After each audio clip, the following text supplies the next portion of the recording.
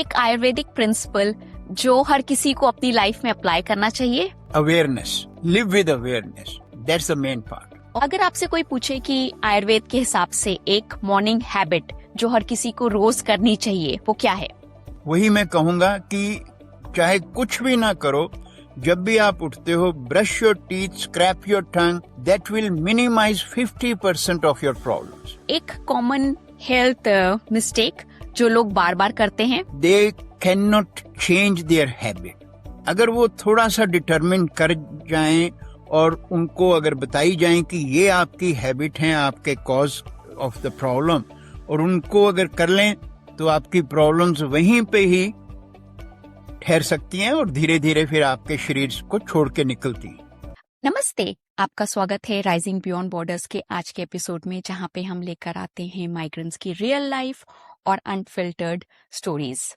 आज हमारे साथ हैं स्टूडियो में doctor Ajit. Doctor Ajit, welcome to the show. It's my absolute pleasure to have you with us today. Wise means being in your studio and to talk to you, and then through your efforts to the community and people, it's an honor. तो doctor Ajit, बिल्कुल शुरुआत से करते हैं।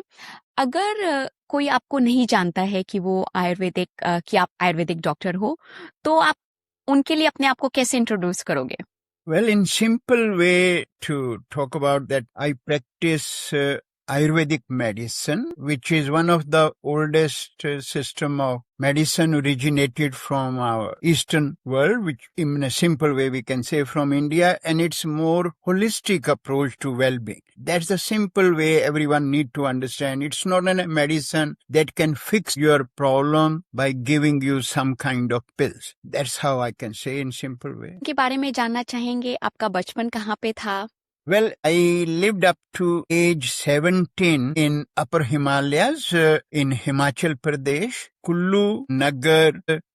That's where I done my, what we call at that time, pre-medical studies. And after that, I went to Punjab, where I done my Ayurvedic qualification of 6-year full-time university studies. And that is the first part of my life. And that's where my interest into the natural aspect comes up, but predominantly it was my father who was always very keen that you should connect yourself to your own medicine if you are interested in medicine. So was your father from, some medical background? So what I'm trying to understand is, why did you choose Ayurveda? Well, my father was a headmaster in a high school at that time, and when I'm talking about 1970s time, and after doing my pre-medical qualification, then at that time, student can go and try to take an entrance into medical school. At that time, we were not having any medical test, but interview and all that process was there.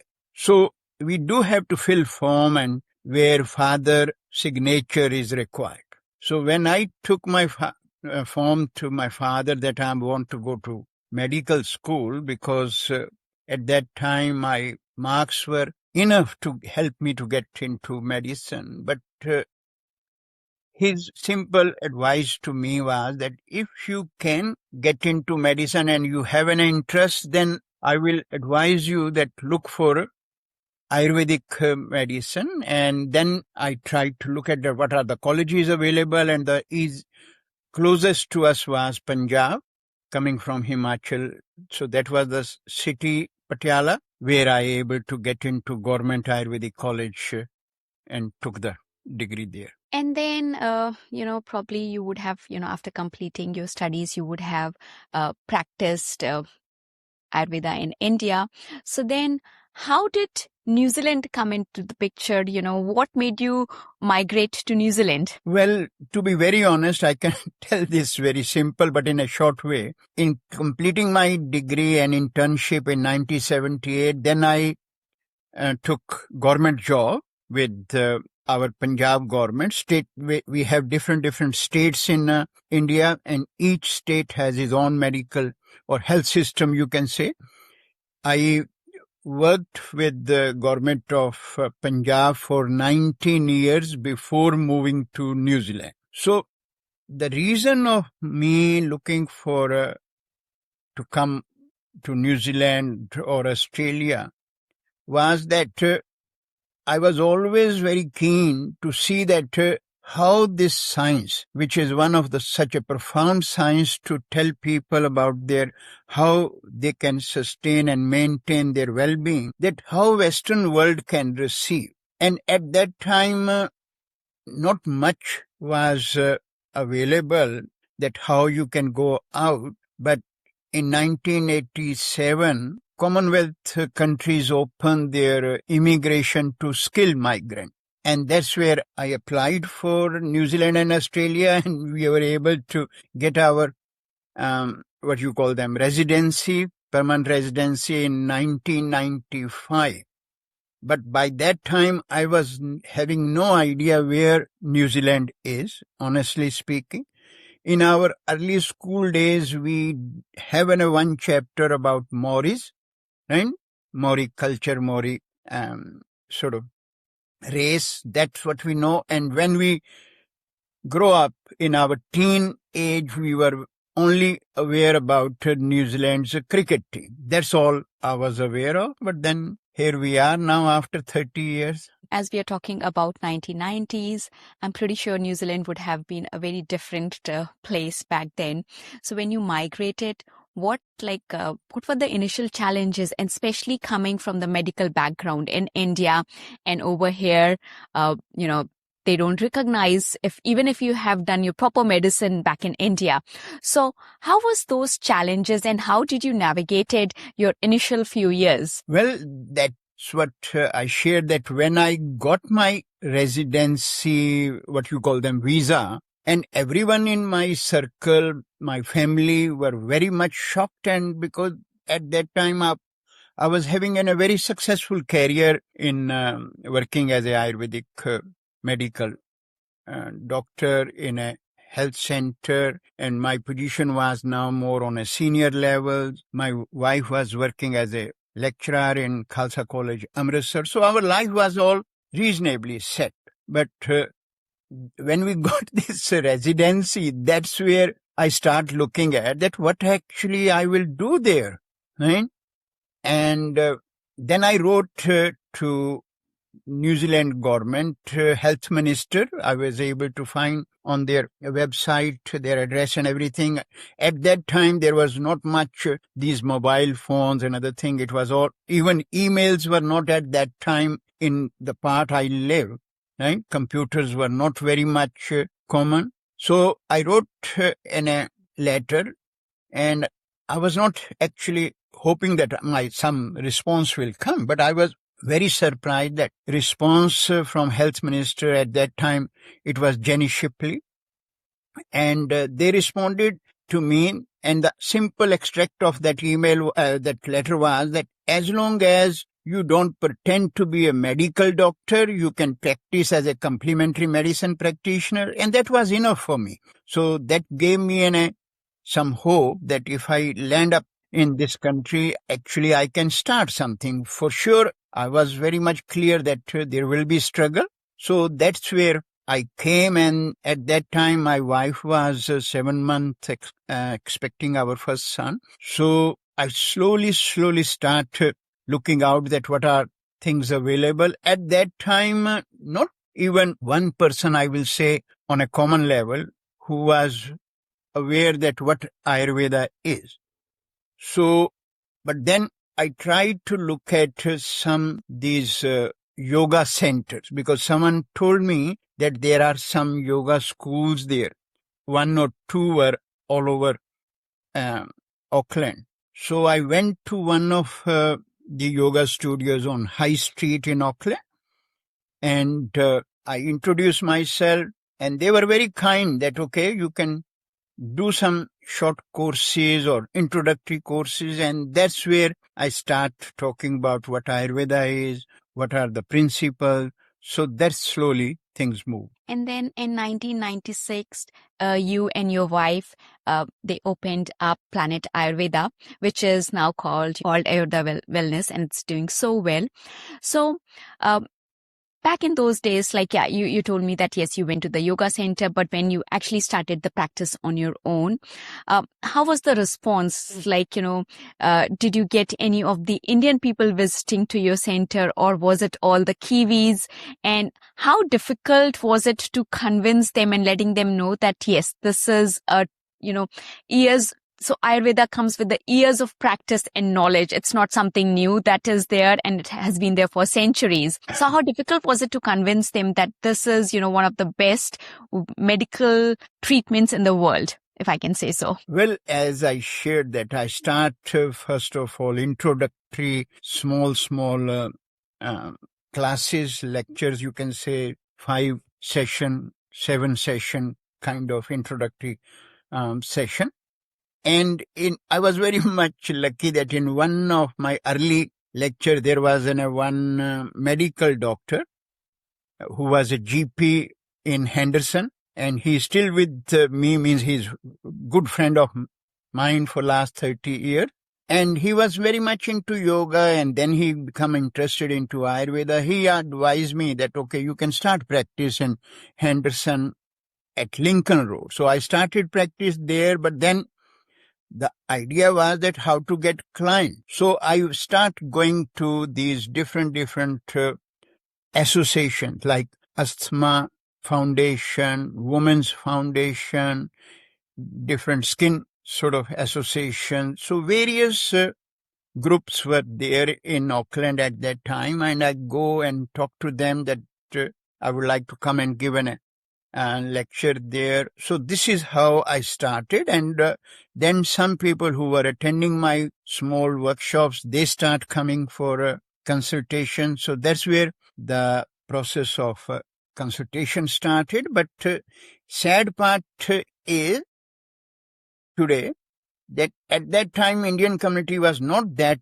big in Auckland, but whoever was there, they have no interest in Ayurveda. For them, they have heard of Ayurvedic medicine, but for them, Ayurvedic medicine was all about jadi booty, right? That if they have tried everything and they are almost now at the end of their problems and nothing helping them, then they will say, oh, okay, so this person is sitting there who is doing this Ayurvedic sort of work as jadi booty, so maybe we talk to them.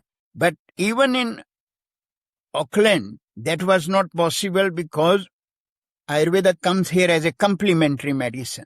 And under complementary medicine, whatever the means consultation charges were there at that time, people were not keen to spend that money because they feel that going to a GP at that time, there was not even a doctor's fees. They can go just there free and everything was free. So for us as an Indian, health is not the priority. That is how, even in today's time, our Indian community, even though it is changing, they're still not very keen to take Ayurvedic approach as a first preference.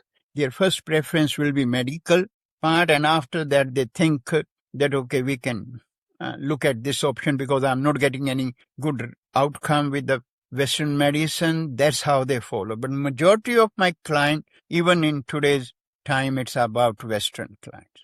And if we talk about settling in, क्योंकि New Zealand और अगर मैं Australia की भी बात करूं, so we have got really strict या border controls कि medicines यहाँ पे जो आती हैं या कुछ भी खाने का सामान जो आता है export होके, there are quite a bit of restrictions. So how did you manage, and especially starting, we are going back around 2 decades, how challenging or difficult was it to get the medicines? It was not challenge because as long as you are qualified and you registered yourself to import what you want to import, and when we have given all the information what I want to get from the different companies in India who have an export license, so medicine were allowed, but they get checked here by custom department at that time, as long as we were not trying to do any silly thing, so they never have any problem. So, but I kept myself from the very beginning, continuity and link or be in touch with the health ministry. So we keep talking that what we are doing and what the Ayurvedic practice is, and all that process was very much clear. And government, in simple way, I won't say that they were very helpful, but as long as I said, it was under complementary medicine, everything was okay. And like the way you mentioned that, people don't understand, especially if we talk about, things are changing for the Indian communities, but still they don't understand. तो अगर आपको आयुर्वेदा एक simple term में किसी को समझाना हो, तो आप सिंपल लैंग्वेज में समझाना हो, तो आप कैसे समझाएंगे? देखिए, मतलब जो आयुर्वेद का सिंपल डेफिनेशन है ना, आयुर्वेद हमें क्या समझाता है कि जो भी हमारी प्रॉब्लम्स हैं, simple hay fever to even auto immune disorders और इवन कैंसर, वो कहीं भी कभी भी पड़ोसी के घर से नहीं आती.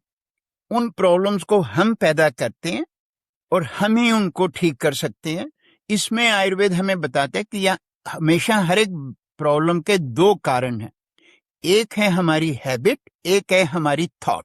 हैबिट में हम अपना लाइफस्टाइल, डाइट, एनवायरनमेंट इन जिसमें हम रहते हैं या काम करते हैं, और थॉट के अंडर आता है हमारी सारी mental mind part, not the brain part, mind का, इमोशंस का, current emotions and the long standing suppressed emotion. उनको आइडेंटिफाई करके डिजीज का कॉज ढूंढा जाता है. और जब कॉज ढूंढ लिया तो उसका सॉल्यूशन ये नहीं है कि जी उस कॉज को हमें मास्क करना है. आयुर्वेद बोलता है कि जब तक आप जो आपकी प्रॉब्लम का कॉज है उसको रिमूव नहीं करते, you will never able to get to the root cause of the problem. हमारा मकसद है आयुर्वेद में कि आपकी बीमारी की जड़ को खत्म करना, rather than symptomatic. That is the one big difference between Western medicine and Ayurvedic medicine. That's the reason public is now slowly understanding and moving towards this medicine more and more, rather than even other complementary medicine, because यहाँ पे बहुत सी other complementary medicine भी हैं, जैसे जिसको एक naturopathy यहाँ पे कहते हैं. तो बहुत से लोगों का रुझान उस तरफ भी रहता है. तो उसकी अप्रोच वही है कि जो सिम्टोमेटिक सॉल्यूशन या हेल्थ सप्लीमेंट्स लोगों को दिए जाएं, not making any bigger changes. तो अब वो जो लोग हैं उन्होंने वो भी ट्राई कर लिया, and then they now start understanding कि नहीं, जो आयुर्वेद की अप्रोच है it's a much more bigger approach, much more holistic approach, और उसमें हमें रोल प्ले करना अपनी वेलबींग के लिए, rather than depending upon some kind of medicine. और हम जैसे आयुर्वेद में की और बात करें तो जैसे 3 दोषा जो है ना, वात दोष, पित्त दोष और कफ दोष के बारे में भी आजकल की दुनिया मतलब टाइम में हम लोग काफी सुनने लगे हैं. तो आप उसके बारे में भी थोड़ा सा बताना चाहेंगे, क्योंकि शायद वो एक फाउंडेशन रहते हैं एक हेल्दी पर्सन के लिए. देखिए, this is where the backbone of Ayurveda is. जो हम अपनी वेस्टर्न एनाटॉमी फिजियोलॉजी की बात करते हैं, जो भी वहां पे चाहे डिफरेंट सिस्टम की बात करो, डिफरेंट ऑर्गन्स की बात करो, वो सिचुएशन वैसी ही है हमारे एंशिएंट टेक्स्ट में. ये जो वेस्टर्न मेडिसिन है इसको तो सारी दुनिया जानती है कि it's only about 300-400 sort of years old, whereas Ayurvedic medicine is at least 5,000 years की तो हमारे पास रिटन ट्रेड्स हैं जहां से आयुर्वेद सारा आया है. और उन बुक्स की अगर मैं बात करूं तो उनमें जो चीज उस टाइम लिखी गई थी और आज की जो साइंस की मेडिसिन की बुक करें, उसमें मैं सिंपल एग्जांपल देता हूं. एक होती है ग्रेज एनाटॉमी. सो ग्रेज एनाटॉमी को अगर आप उठा लें और जो भी उसमें लिखा हुआ है about what ever the system, और फिर आप आयुर्वेद के चरक को उठा लें, चरक हमारी एक सबसे एंशिएंट टेक्स्ट है, जो आप वहां पे फिजियोलॉजी को पढ़ेंगे वही वेस्टर्न मेडिसिन की बुक्स में आपको मिलेगी. But point of difference what Ayurveda talk about, it give you the understanding कि जो भी हो रहा है, चाहे हमारा हार्ट पंप करता है हर टाइम, चाहे हमारा digestive system different secretions secrete करता है टू डू द मेटाबॉलिज्म, चाहे हमारा ब्लड मूव कर रहा है नीचे को आपकी एक्सट्रीमिटीज को जाके फिर ऊपर आता है, ये सारे कारण क्यों होते हैं? इन कारणों को बताने के लिए आयुर्वेद में कहा गया है कि 3 जो जिसको हम दोषा संस्कृत लैंग्वेज में कहते हैं, या बायोलॉजिकल ह्यूमर्स उनको कह लीजिए, या हमारी बॉडी की इंटेलिजेंस है, और each of this has specific function, जिसको हम वात कहते हैं, उस is responsible for all the movement and it's main focus is on the nervous system. तो ये नर्वस सिस्टम को गवर्न करता है। इसी तरह से जो पित्त दोषा है उसका रोल फोकस है मेटाबॉलिज्म।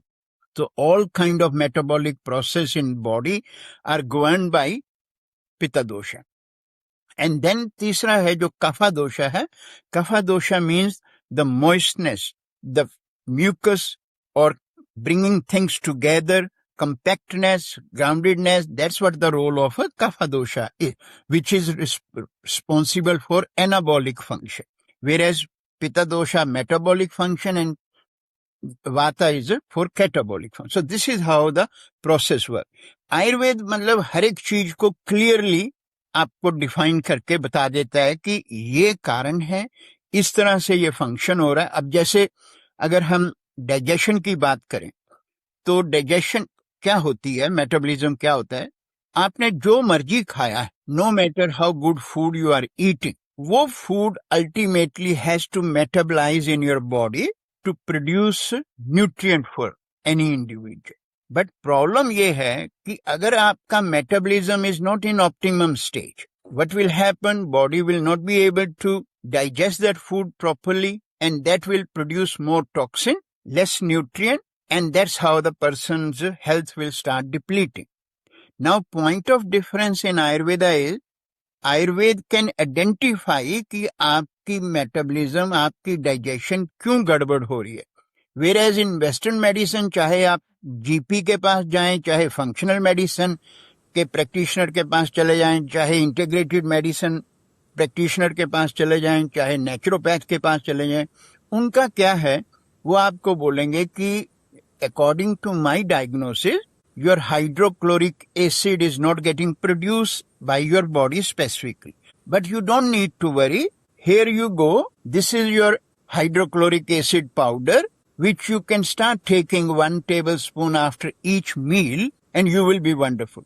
But वो ये आपको नहीं बताते कि एट ए फर्स्ट लेवल क्यों आपका हाइड्रोक्लोरिक एसिड प्रोडक्शन खत्म हो गया या कम हो गया।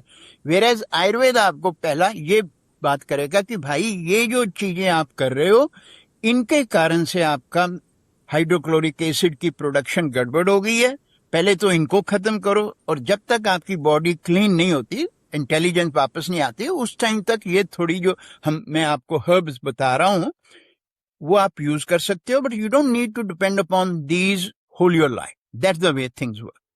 ये बहुत ही यूजफुल इंफॉर्मेशन है, और शायद आज की जनरेशन को समझने की भी जरूरत है कि जो हमारे ट्रेडिशंस हैं वो बहुत रिच रहे हैं हमेशा। इंडियन कल्चर, या अगर सिर्फ इंडियन कल्चर नहीं, मैं ईस्टर्न वर्ल्ड की कल्चर्स के बारे में बात करूंगी, वो उनकी मेडिसिन वगैरह जो प्रैक्टिसेस हैं वो बहुत ही सेंचुरीज ओल्ड है, जैसे आपने बोला 5000 साल पुरानी है। तो इसी पे एक चीज और बात करना चाहूंगी, क्योंकि आजकल की लाइफ क्या है, काफी भाग दौड़ की लाइफ होने लगी है। पहले जमाने में थोड़ा सा फिर भी स्लो होता था, आजकल तो हर जगह सब, और इंटरनेट की वजह से स्पेशली इंफॉर्मेशन ओवरलोड रहता है। तो आजकल तो हम देखते हैं कि बहुत यंग एज में भी लोग स्ट्रेस्ड रहते हैं, या उनको स्लीपिंग डिसऑर्डर्स होते हैं, या बीमारियां भी, अगर जैसे मैं एलर्जीज की भी बात करूं तो वो भी आज के टाइम में काफी बढ़ गई है कंपेयर टू अगर जो मैं 20 साल पहले सुनती थी। तो इन सब में आयुर्वेद कैसे हेल्प कर सकता है? ऐसे कुछ लोग अपने आप कुछ ऐसा कर सकते हैं, या what is the best advice you would like to give them? देखिए, आयुर्वेद की जो सबसे बड़ी ताकत है वो सबसे एक चीज लोगों को समझाते हैं कि चाहे आप लोगों का देखने में एक जैसे नजर आती हैं, आपके पास 2 आंखें हैं, एक नाक है, 2 ईयर हैं, एक माउथ है, but according to Ayurveda not 2 individuals are same और यूनिक।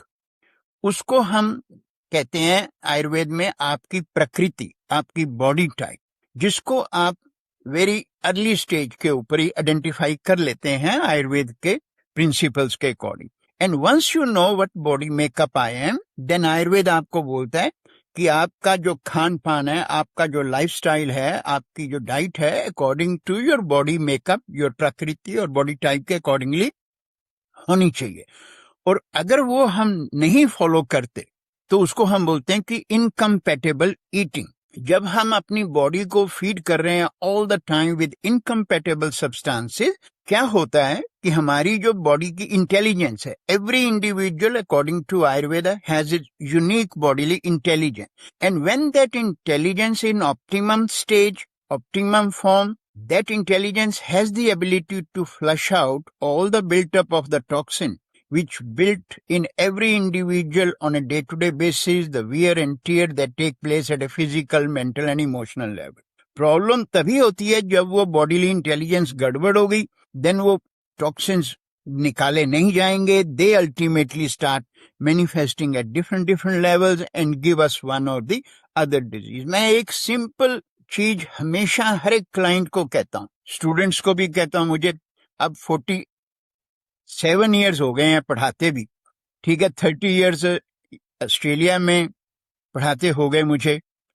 तो हमारे जो स्टूडेंट होते हैं, या मेडिकल डॉक्टर्स होते हैं, या नर्सिस हैं, या योगा थेरेपिस्ट हैं, या different other kind of practitioners are, तो मैं सभी से एक ही बात करता हूँ कि आप सबके पास कार है, चाहे कोई मॉडल की कार हो, चाहे हाई लेवल की है, छोटी है, जैसी भी है। जब आप खरीदने जाते हो तो आपको एजेंट बताता है कि इस कार में ये वाला फ्यूल आपने डालना है, जिसको 95, 91, 98 डीजल, जो भी आप लोग कहते। और हम डेयर नहीं करते कि जो मेरे को पेट्रोल कहा गया डालने को, उसके अलावा कोई मैं और पेट्रोल डाल लूं, क्योंकि मुझे पता है कि अगर मैंने गलत फ्यूल डाला तो मेरी गाड़ी मोटरवे पे सीज हो जानी है और फिर मुझे बड़े बिल पे करने पड़ने। बट हम लोग इतने, मतलब वो, मैं आप कोई ऐसा शब्द तो नहीं यूज करूंगा, बट हमने कभी ये चीज नहीं की कि ये जो बॉडी हमें दी गई है परमात्मा की तरफ से, which is itself is an a machine, कि इसमें हम कभी एक मिनट भी सोचते हैं कि यहाँ पे मैं क्या डाल रहा हूं या डाल रही हूं। जो मिलता है वो हम खाते जाते हैं, और फिर भी ये मशीन आपको एंड तक संभाल के रखती है जब तक इसका बिल्कुल ही बेड़ा गर्क ना हो जाए। ये है आयुर्वेद हमें समझाता। और जो लोग इस चीज को समझ लेते हैं, दे कैन लिव हेल्दी, यही बात है। इसका दूसरा एस्पेक्ट हमारा, जैसे आपने स्ट्रेस की बात की, क्योंकि आयुर्वेद में जो सबसे बड़ी चीज कही गई है वो है हमारा माइंड। ये है आयुर्वेद की साइकोलॉजी की बात। अगर अगेन हम करें तो आजकल आपने देखा होगा कि mental health problems are on the increase rather than की फिजिकल प्रॉब्लम तो फिर भी आप थोड़ा ठीक करते हो। Mental health issue has become such a big, और उसमें हम क्या है, चाहे न्यूजीलैंड की बात करो, चाहे ऑस्ट्रेलिया या किसी भी कंट्री, मेंटल हेल्थ की सोल्यूशन सिर्फ है आपके पास anti depression pill, anti stress, anti anxiety, sleeping pill, उनको मास्क करना। मतलब कोई भी मेंटल हेल्थ में अगर आप इंडल्ज हो गए, फिर वही प्रॉब्लम जो हैं, चाहे वो एंजाइटी, वरीज, स्ट्रेस हैं, वो ultimately more serious mental health issues बन जाते हैं। तो पर जहां आयुर्वेद की बात करो, आयुर्वेद सिंपल कहता है कि आपकी जो मेंटल हेल्थ है is all related with your thoughts, and thoughts get affected by your emotions too. और जो इमोशंस हैं वही आपकी थॉट को पैटर्न करेंगी और वही आपके एक्शन बनेंगे। आज के टाइम में अगर आप किसी को भी बैठा के देख लो, everyone is going through different kind of emotional issue, और वो जो इमोशनल इश्यूज हैं उनको आयुर्वेद कहता है कि आइडेंटिफाई करके करेक्ट करो rather than mask करो। So that's the point of difference Ayurveda share. Thank you so much इतनी इंसाइटफुल बात बताने के लिए। और जैसा आपने बोला, हाँ, कभी भी कोई कार में गलत पेट्रोल नहीं डलवाता है, किसी भी पेट्रोल वाली कार में कोई भी डीजल नहीं डालेगा, पर हम जो हमें बोलेंगे वो नहीं करेंगे। अब तो जैसे आपने बोला कि आप यहाँ पे पढ़ाते भी हैं ऑस्ट्रेलिया में और न्यूजीलैंड में, तो अगर किसी को यहाँ पे आयुर्वेद पढ़ना हो तो क्या मतलब सिर्फ एज अ प्रैक्टिस पढ़ते हैं, या do people come and learn out of interest so that they can may live their life more in a more better way? नहीं नहीं, यहाँ पे दो कोर्सेज हैं, official courses approved by Australian government. तो वो जो कोर्सेज हैं दो लेवल के हैं, एक को हम बोलते हैं डिप्लोमा लेवल एंड देन दूसरा आता है एडवांस डिप्लोमा लेवल। तो जो डिप्लोमा क्वालिफिकेशन है that will give you ability to become as a Ayurvedic lifestyle consultant, और जो एडवांस डिप्लोमा है that will give you the ability to work as a Ayurvedic practitioner. तो ये दोनों ऑस्ट्रेलियन गवर्नमेंट की तरफ से ऑफिशियली रिकॉग्नाइज्ड हैं और ऑफिशियल रिकॉग्नाइज्ड इंस्टीट्यूट ही इनको रन कर सकते हैं। एंड उसके लेवल पे फिर डिफरेंट प्रैक्टिशनर्स क्वालिफिकेशन लेते हैं and then they set up their own practices and start practising. In New Zealand में भी कर सकते हैं वो, ऑस्ट्रेलिया में भी है। इस टाइम सिर्फ ऑस्ट्रेलिया में क्वालिफिकेशन जो है हम टीच कर रहे हैं, इसको हम बोलते हैं RTO. RTO mean registered training organisation. और भी है, मेरा इंस्टीट्यूट भी है, we are in Brisbane, but New Zealand में अभी ये नहीं है। पहले जब मैं अर्ली टाइम पे आया था तो आई अगेन वही काम मैंने यहाँ भी किया जो ऑस्ट्रेलिया में किया, कि we try to get qualifications approved in Australia, New Zealand also. यहाँ पे प्राइवेट ट्रेनिंग एस्टेब्लिशमेंट उसको कहते हैं, जो पीटीईज होती हैं, तो उसमें भी हमने अपना कॉलेज सेटअप किया था। बट प्रॉब्लम है कि यहाँ पे जब आपने भी देखा होगा, जो भी पढ़ना चाहता है उसको गवर्नमेंट स्टूडेंट अलाउंसेस और स्टूडेंट की जो फीस के लिए फंडिंग देते, वो चीज आयुर्वेद को यहाँ पे न्यूजीलैंड ने कभी रिकॉग्नाइज नहीं किया और वो नहीं दी। इस कारण से यहाँ पे वो college we could not run it as a sustained organisation, तो यहाँ नहीं फिर मैंने फर्दर कैरी ऑन किया। बट ऑस्ट्रेलिया में we are teaching and people are appreciating that part. एक साल में 2 इनटेक हम लेते हैं, then keep producing around 20 to 30 practitioners every year. तो डॉक्टर अजीत, आपने बुक भी लिखी है एंशिएंट सीक्रेट्स, आपकी बुक है और काफी यूजफुल बुक है। तो उसमें ना आपने काफी डेली हैबिट्स की बात करी है कि छोटी छोटी आदतें जो है ना वो लाइफ चेंजिंग कर सकती हैं। तो आयुर्वेद में और आपके अकॉर्डिंग इतनी इंपॉर्टेंस क्यों दी जाती है डेली हैबिट्स को, लाइक छोटी छोटी हैबिट्स को? सॉरी, देखो क्या है, आयुर्वेद का जो मेन फ्रेम वर्क है या मेन फोकस है, वो एवरी इंडिविजुअल को एम्पावर करना कि how they can live healthy with their own effort. इसी कारण से उनको हम बोलते हैं दिनचर्या और ऋतुचर्या। दिनचर्या होती है डेली रूटीन और ऋतुचर्या मीन सीजनल रूटीन। अब ये तो एक कॉमन सेंस की बात है कि हर एक को पता है कि मेरे जो 24 आवर्स ऑफ द डे होते हैं उसमें उनका डिफरेंट टाइम फ्रेम पे डिफरेंट इम्पैक्ट होता है, क्योंकि Ayurveda is all based on one simple principle, macrocosm and microcosm. Macrocosm हम इस यूनिवर्स को कहते हैं जिसमें हम एग्जिस्ट करते हैं, माइक्रोकॉसम हम अपनी बॉडी को कहते हैं जो get affected by the macrocosm. Problem क्या है कि वेस्टर्न मेडिसिन में या और कोई भी जो मोडेलिटी है in the world, they don't recognize that. Chinese medicine में yes they consider 4 element, but Ayurveda में हम 5 एलिमेंट की बात करते हैं और एवरीवन नोज अबाउट दोज। अभी जैसे अगर आपको सीजन है, इस टाइम विंटर चल रहा है, और अगर मैं आपको बोलूं कि समर और विंटर को जरा एक्सप्लेन करो, बड़े क्लियरली बता पाएंगे और उसके अकॉर्डिंगली आप अपने आप को ड्रेस कर लेंगे। बट आपकी बॉडी भी उसी तरह से काम करती है कि जो विंटर में जो चीजें आपको सूट करती हैं समर में वो नहीं करेंगी। पर जब आप उन चीजों को फॉलो नहीं करेंगे तो आपकी बॉडी की जो इंटेलिजेंस है वो start getting affected and that's how the disease start. तो वो जो काम है उसको हम बोलते हैं डेली रूटीन्स। और डेली रूटीन में सिंपल चीजें हैं। अगर जैसे अब मैं एक एग्जांपल आपके इस प्लेटफॉर्म के माध्यम से लोगों को दूं, आयुर्वेद क्या कहता है कि जब आप सुबह उठते हैं, चलो मैं उस उठने का टाइम की तो बात ही नहीं हम करते, चाहे जिस टाइम मर्जी उठ लो, 6 बजे उठ लो, 7 बजे उठ लो, 8 बजे भी उठ लो, बट सबसे पहली चीज क्या करनी है कि rather than having an cup of coffee या कुछ और, या सिगरेट पीने के या कुछ करने के, immediately try to get out of the bed and go to bathroom to have a look at your tongue. तो आप कोई भी इंसान किसी भी जगह का हो, चाहे स्कॉटलैंड में पैदा हुआ, चाहे न्यूजीलैंड में, चाहे इंडिया में या पाकिस्तान में, आप अब जब अपनी जीभ टंग को शीशे में देखेंगे, यू विल फाइंड कि it always have an a thick white coating there. तो वो जो थिक व्हाइट कोटिंग है उसको हम क्या कहते हैं? उसको सिंपल भाषा में आयुर्वेद में बताते हैं कि आपकी बॉडी टॉक्सिन्स प्रोड्यूस कर रही है, बट आपको वो एक चांस दे रही है कि उसको आप एलिमिनेट कर लो। दैट इज द रीजन कि first thing we tell them to brush your teeth and scrap your टंग।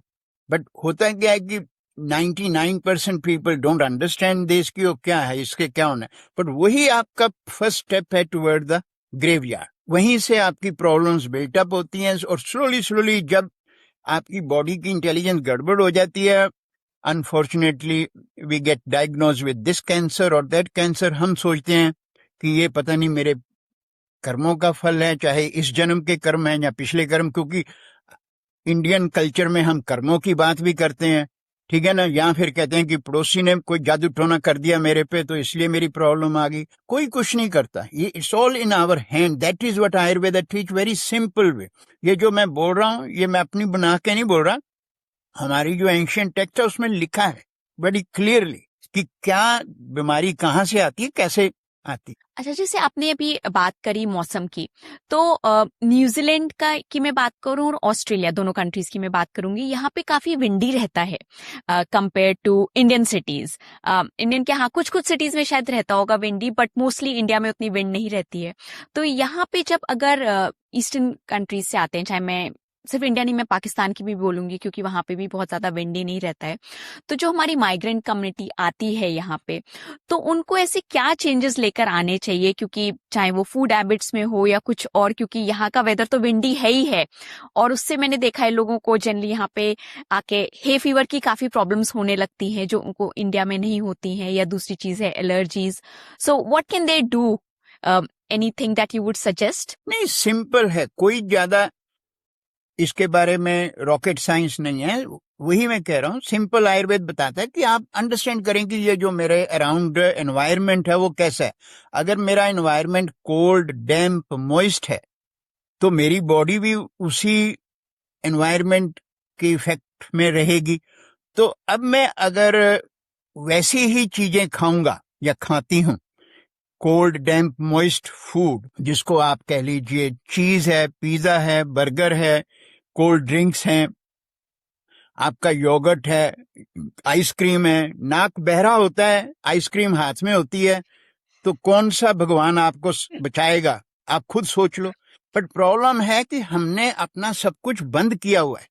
आज की स्टेज के ऊपर जो प्रॉब्लम्स आती हैं, जैसे अभी आपने हे फीवर का, 99% हमारी जो पॉपुलेशन है वो एंटीहिस्टामिन्स हर वक्त खाते रहते हैं, और कभी ये नहीं सोचते कि एंटीहिस्टामिन्स क्या होता है।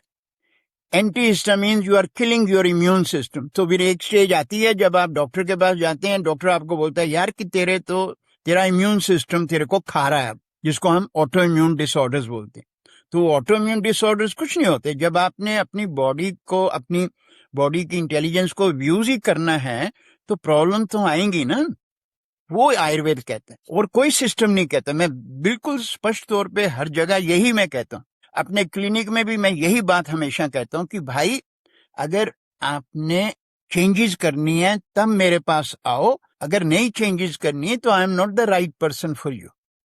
वो चीज है, that's the way Ayurveda works very clearly.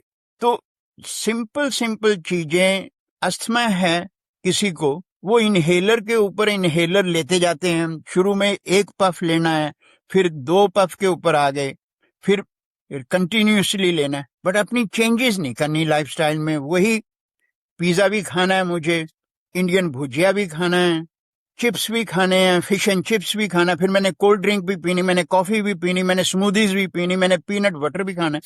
कहाँ जाओगे, कहीं तो लाइन मारो कि एंड हो गया अब मेरे। पर बात ये है, मैं आपको बताता हूँ, मैं कोई चीज हेजिटेट नहीं करता है कि जब मैंने शुरू में प्रैक्टिस शुरू की थी, और अब भी है ऐसे सिचुएशन, और स्पेशली मैं इंडियन कस्टमर्स की बात करता हूँ कि वो जब मेरे क्लिनिक में आते थे, चाहे उनको डायबिटीज है, आर्थराइटिस है, जब मैं उनको प्रोग्राम लिख के देता था और उसमें ये चीजें आपको नहीं करनी, तो वो मेरे सामने मेरी जो एडवाइस होती थी उसको ऐसे पकड़ के दो हिस्से करके मेरे टेबल पे फेंक जाते थे कि अगर हमें ये सब कुछ छोड़ना ही है तो जीना ही क्यों है।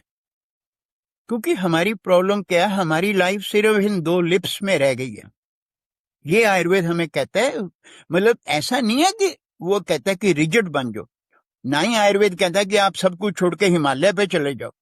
आप के रोड की लाइफ भी इंजॉय कर सकते हैं as long as you live with awareness. और जैसे आपने बोला, आई थिंक मैं ये अपना पर्सनल एक्सपीरियंस शेयर करना चाहूंगी चैनल पे। अराउंड 2019 की बात है, मेरे हस्बैंड की तबीयत खराब रह रही थी और हम जैसे आप बोलते हो ना कि इंडियंस हैं तो उतना सोचा नहीं, कभी छोटे पर से आयुर्वेद में गए नहीं। मुझे अपना पता है, मेरे नाना थोड़ा बहुत आयुर्वेदिक ट्रीटमेंट करते थे। तो मेरे हस्बैंड के लिए हम आए थे आपके पास पहली बार, और आपने वही ना चेंजेस हमें बताए कि ये करना है। एंड आई स्टिल रिमेम्बर, आपने फीस नहीं ली थी हमसे फर्स्ट कंसल्टेशन की। आपने बोला कि इफ यू आर रेडी, जाओ घर पे थोड़ा सोचो कि if you are ready to make the changes, तब आना और तब हम आगे बात करेंगे। तो मैं आई थिंक ये भी बहुत इंपॉर्टेंट बताना चाहती हूँ कि बहुत से आयुर्वेदिक डॉक्टर्स या सिर्फ आयुर्वेदिक डॉक्टर्स नहीं, सॉरी, बहुत से, अगर मैंने ऐसा कभी नहीं देखा है कि अगर मैं कभी इंग्लिश प्रैक्टिस मेडिसिन के पास गई हूँ और उन्होंने मुझसे फीस ना ली हो और उन्होंने बोला हो कि नहीं नहीं नहीं जाओ तुम कर लो ये। पर आपने ये चीज बोली थी कि नहीं, I will not take the fees, you go, you think कि लाइफस्टाइल चेंजेस आएंगे। अगर नहीं कर सकते हो, अपने फूड हैबिट्स चेंज नहीं कर सकते हो, तो कोई फायदा नहीं है। And that has personally helped. मतलब मुझे तो प्रॉब्लम्स नहीं थी, बट मैंने अपना लाइफस्टाइल भी पूरा वहीं से चेंज करना स्टार्ट करा, अपनी फूड हैबिट्स और हर चीज में। लगता है कि हाँ, शायद अगर आप अपनी हैबिट्स चेंज कर लो तो फिर उतनी मेडिसिन की भी जरूरत नहीं नहीं, पड़ेगी। सही बात, बिल्कुल सही बात। Thank you so much. और इसी पे मैं एक चीज और बात करना चाहूंगी। तो जैसे आपके पास अगर प्रैक्टिशनर्स आते हैं, तो एक तो आप लाइफस्टाइल चेंजेस बोलते हो, प्लस जो भी मेडिकेशंस है, तो यहाँ पे ट्रीटमेंट्स भी होते हैं क्या आपके क्लिनिक्स में? और अगर ट्रीटमेंट देते हो तो शुरू में जब आपने सेटअप करा होगा, कितना मुश्किल रहता होगा, like to get the trained professional की जो वो सारी ट्रीटमेंट्स दे पाए? नहीं, जो जहां बात है कि टू ट्रेन थेरेपिस्ट, आप उसकी बात पूछ रही हैं, तो जी। वो तो क्योंकि I came as a medical Ayurvedic doctor, और मेरी इंडिया में भी मेन यही था, गवर्नमेंट के साथ काम करके 20 साल, तो teaching is one of my main component. तो जो मुझे ट्रेन करने थे as a body work practitioner, तो मैं खुद अपने क्लिनिक में उनको 4-5 महीने ट्रेनिंग दे के, तो then we start them to work for client also. और वही तरह से मैंने जो अपना शुरू में सेटअप किया था उसको फिर थोड़ा सा एक्सटेंड करके, तो अब भी वही है हमारा काम। We have 5 rooms in our clinic where we offer different kind of body work treatment, because Ayurveda में जो बॉडी वर्क की बात है ये वेरी स्पेसिफिक है। ये कोई भी जो ट्रीटमेंट हम वहां करते हैं वो पैम्परिंग ट्रीटमेंट नहीं है, उसका थेरेपेटिक बेनिफिट है, थेरेपेटिक रीजन है क्यों आपको वो ट्रीटमेंट वंस ए मंथ या 6 वीकली या 15 डेज में करवानी चाहिए। कैसे बेनिफिट है, अब एक एग्जांपल मैं देता हूँ। यहाँ पे आप भी जानती होंगी, सारे जो आपके लिसनर्स है उनको भी पता होगा कि every second, every third New Zealander suffer from back problem at some stage in their life. चाहे डिस्क प्रॉब्लम हो, सिंपल बैक प्रॉब्लम हो जाए, नेक की प्रॉब्लम हो जाए, फ्रोजन शोल्डर हो जाए, छाती का पेन हो जाए, हर्निएटेड डिस्क है, स्लिप डिस्क है। तो इन सब प्रॉब्लम के कारण से जब आपकी बैक की प्रॉब्लम्स आती हैं, you immediately go to physio. Physio के पास आप वीकली जाते रहते हैं, थोड़ा सा फर्क पड़ा, फिर प्रॉब्लम आ गई, थोड़ा सा फर्क पड़ा। पर आपको फर्क इसलिए नहीं पड़ता क्योंकि आपको अपनी जेब से $1 भी नहीं पे करना होता, जिसको हम बोलते हैं एसीसी आपकी सपोर्ट करती। इसी तरह से अगर चलो फिजियो से नहीं ठीक हुए तो आप सोचते हैं अच्छा चलो मैं कैरोप्रैक्टर के पास चले जाऊं या ऑस्टियोपैथ के पास चले जाऊं या मैं चाइनीज मेडिसिन वालों के पास चले जाऊं। उनके पास जाने का सिर्फ एक ही कारण है, क्योंकि आपकी जेब से पैसा नहीं लगता।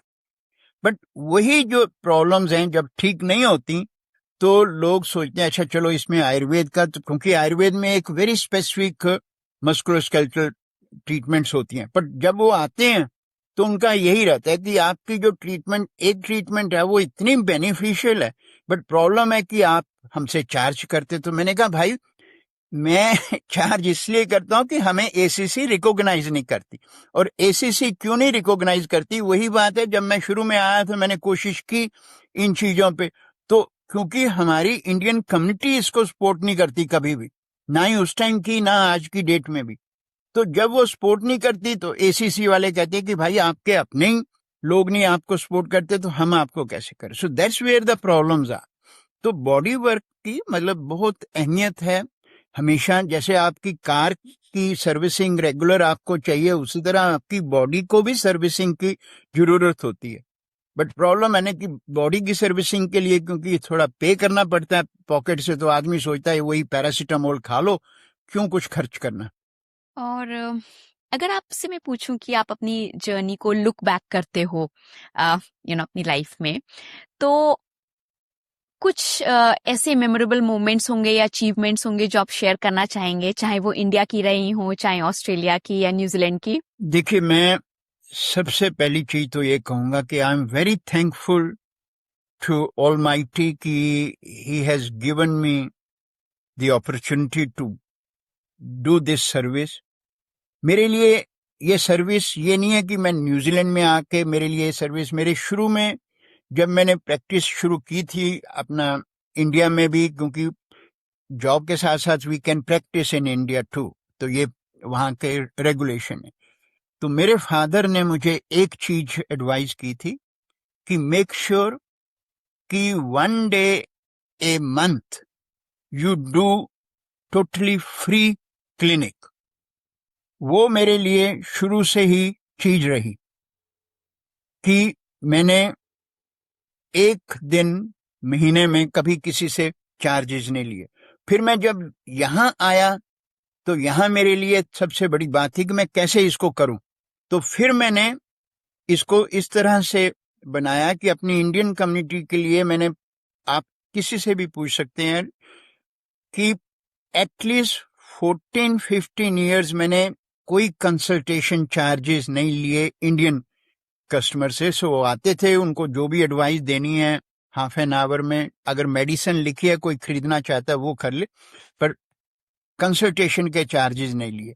बट फिर बाद में मेरे को एहसास शुरू हुआ कि लोग उस चीज की वैल्यू नहीं करते, उसको अब्यूज करते, ठीक है ना। तो फिर हमने थोड़ा सा नॉमिनल कंसल्टेशन उन लोगों के लिए भी रखी।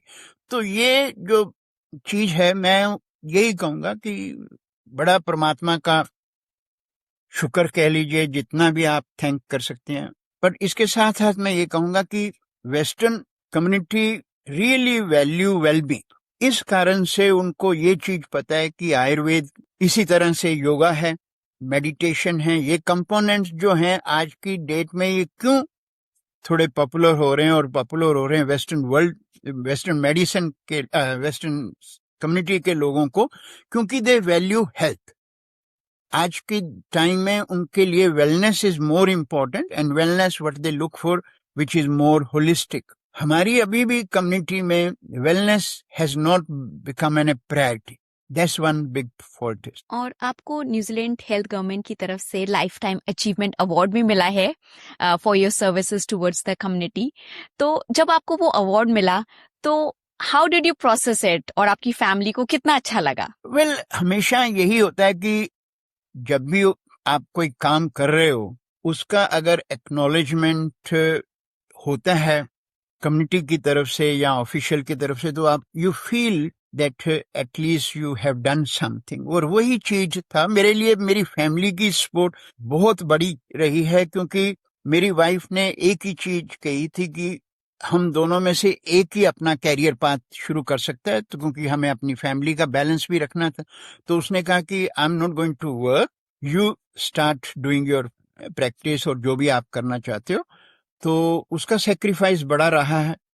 फिर जब बच्चे हो गए तब भी हमारी लाइफ चलती रही है ठीक। अब मेरा बेटा मेडिकल डॉक्टर है, ठीक है, तो उसका भी अपना हिसाब किताब है। कई बार घर में किसी चीज पे कन्फ्लिक्ट भी होता है क्योंकि उसकी अपनी जो अप्रोच रहती है, बट क्योंकि उसकी जो सारी परवरिश आयुर्वेद के अराउंड हुई है, इसलिए ही एक्नॉलेज कि Ayurveda has the power really. He is an ENT specialist, so you can see कि किस तरह की लोग प्रॉब्लम्स लेके आते हैं और उसमें डाइट और लाइफस्टाइल का किस तरह से रोल रहता है। और डॉक्टर अजीत, अगर मैं आपसे पूछूं या कोई आपसे पूछता है राइजिंग बियॉन्ड बॉर्डर्स का क्या मतलब होता है आपके लिए, क्योंकि आप इंडिया से दूसरी कंट्री में आए and you have reason so much, तो आप कैसे बोलेंगे? जब हमने अपना डिसाइड किया तो मेरा ये था एक आइडिया कि अगर मैं ये जो साइंस प्रैक्टिस करता हूँ, जब पढ़ी है मैंने, इसको अगर मैं वेस्ट में देखूं कि किस तरह से ये इट कैन बी एक्सेप्टेड, तो वही चीज मेरा फोकस था और वही मैंने आके किया। तो परमात्मा की दया से मुझे और किसी लाइन में जाने की जरूरत नहीं पड़ी। सिंपल है, चाहे हार्डशिप कह लीजिए, शुरू में तो डेफिनेटली हार्डशिप रहती है, बट स्टिल क्योंकि बहुत से लोगों के दिमाग में रहता है कि we come here for better life. तो मैं ये कहता हूँ कि जब हम इंडिया से निकले थे उस टाइम भी परमात्मा की दया से life was good, working as a in the government job and both of us, so it's not a something कि but यहाँ आके we looked into various hardships, but वही है कि जब आपने डिसाइड किया है, मेरे लिए सबसे बड़ी बात थी कि मैं अपनी फील्ड में काम कर पाया फ्रॉम द वेरी बिगिनिंग। ये मेरे लिए, मैं जरूर अब भी सभी को परमात्मा से डर के कहता हूँ कि अगर मुझे किसी और फील्ड में काम करना पड़ता तो मैं I would not have stayed here, that is for sure. और इसी पे मैं दूसरा क्वेश्चन पूछने जा रही थी, अगर आप मान लीजिए आयुर्वेदिक डॉक्टर नहीं होते तो आप क्या होते? वो तो देखो यही something very mean difficult to answer कि क्या होता है, क्योंकि जो हमारा टाइम था ना, मैं 1971 की बात या 70s की बात करता हूँ, उस टाइम जब पेरेंट ऑप्शन देते थे बच्चे को कि भाई आप आके आप पढ़ रहे हो तो आके क्या करना, उस टाइम सिर्फ इंजीनियरिंग या मेडिसिन दो ही ऑप्शन होती थी। आज तो लाखों ऑप्शंस हैं बच्चों के पास, चाहे कंप्यूटर साइंस चले जाओ या कुछ और कर लो, या इतना कुछ है अवेलेबल, हमें तो कई चीजों का पता भी नहीं लगता। तो वही था कि मतलब फोकस था पढ़ना उस टाइम कि कुछ कैरियर बनाना है अपना। तो मेरे ख्याल से वही है, परमात्मा ने एक, मैं तो इसमें ये कहूंगा कि मेरी अपनी लियाकत कुछ नहीं है। मैं इवन आयुर्वेदिक डॉक्टर बनने के बाद भी मैं हमेशा कहता हूँ सबको, मेरे अपने क्लास के किसी भी स्टूडेंट से पूछ लो कि मेरे जैसा नालायक स्टूडेंट या प्रैक्टिशनर कोई नहीं होएगा, पर जो भी मेरे तरफ से हुआ है या एज ए टीचिंग में सारा या जो लोग अप्रिशिएट करते हैं, ये सिर्फ उसकी कृपा है। उसकी कृपा ही something I was always seeking, और उसी तरफ मैंने फोकस किया तो सब कुछ जो है रास्ता निकलता गया। अगर आपसे कोई पूछे कि आयुर्वेद के हिसाब से एक मॉर्निंग हैबिट जो हर किसी को रोज करनी चाहिए, वो क्या है? वही मैं कहूंगा कि चाहे कुछ भी ना करो, जब भी आप उठते हो, brush your teeth, scrap your tongue, that will minimise 50% of your problems. एक कॉमन हेल्थ मिस्टेक जो लोग बार बार करते हैं, they can not change their habit. अगर वो थोड़ा सा डिटरमिन कर जाएं और उनको अगर बताई जाए कि ये आपकी हैबिट है, आपके कॉज ऑफ द प्रॉब्लम, और उनको अगर कर लें तो आपकी प्रॉब्लम्स वहीं पे ही ठहर सकती हैं और धीरे धीरे फिर आपके शरीर को छोड़ के निकलती हैं।